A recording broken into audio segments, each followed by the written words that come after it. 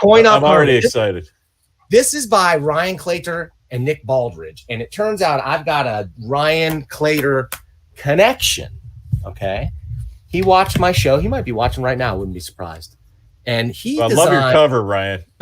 That's great. Well, he designed this bookmark for me back when I had an online bookstore called The Comic Bookshelf. And I wanted it to portray the sort of automated setup that I had going on for the comicbookshelf.com.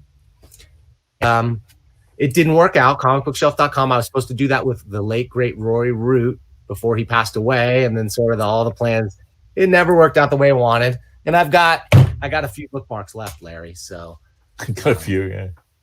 Man, good old Rory. There's a guy I miss. Oh, he's the greatest. Man, that guy. Yeah. Well, we'll do a whole show on him. Send me a self-addressed stamped envelope to the address I showed before, and I'll send you one of these. But I'm going to send the rest to Ryan, and he's going to give them out as part of his Kickstarter that he's got going on. Let's talk about Coin Op Carnival. Elephant Eater Comics. That's Ryan. He was so professional. Of all, you know how hard it is to work with artists and comic artists and stuff. Like, it's like for something like a bookmark or something like professional. Like, that's not a graphic designer, right? But this guy is like graphic designer at his heart and is great at it. Elephant Eater Comics, he makes these killer stickers. He's got a great business card. It's really nice. And then he also designs neon signs. And you can't tell, this is like a lenticular business card for his neon sign shop, okay? Amazing custom neon signs because he's got pinball arcades himself. All right. What is Coin Op Carnival? Well, it is a comic and not just a comic. It's more like a pinball or electromechanical rather fanzine. I don't know what you want to call it, but this sort of the origin story of how these guys started talking about it. They both really love pinball, old-fashioned mechanical, electromechanical pinball. Get rid of me here. And so they talked about it and decided, hey, let's do a comic. They did some research. They did interviews with the world's most prolific pinball designer, Wayne Nyans. It was a great interview, meticulously illustrated, just like lovingly documenting Wayne's rise to power in the pinball design world. Like, who's telling this story, Larry? Nobody else is telling this story. No, this is amazing. I love this. Yeah, it's beautiful stuff, and it's like a great comic. And then we get into this stuff where interviews with just beautiful, well thought out, laid out, and designed. Can you tell I like this, man? Oh, rightly so. This is amazing. Full color,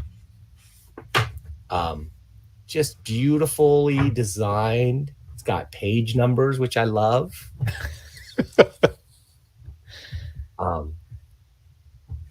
Historical interest. And then we start getting into, okay, and if that wasn't good enough, I'm like, okay, this guy's into pinball. He's talking about pinball history.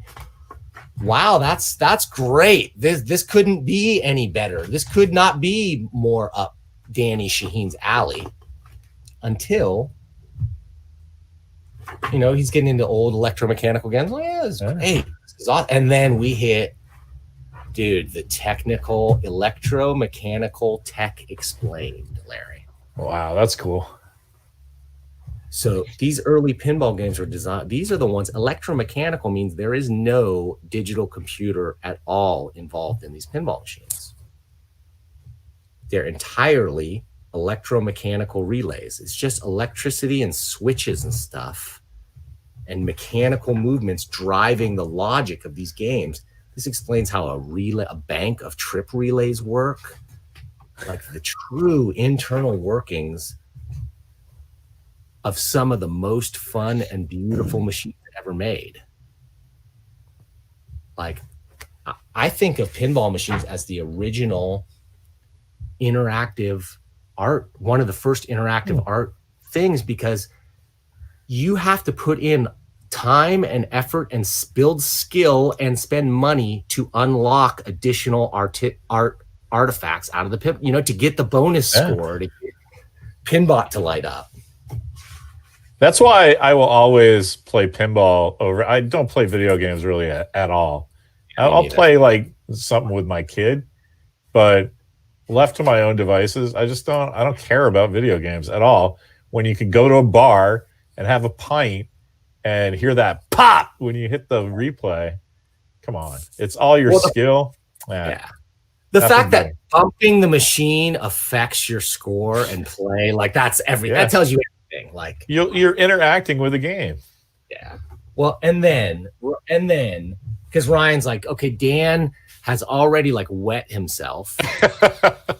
So why don't I include a paper craft cut out pinball machine of a classic pinball machine? Okay.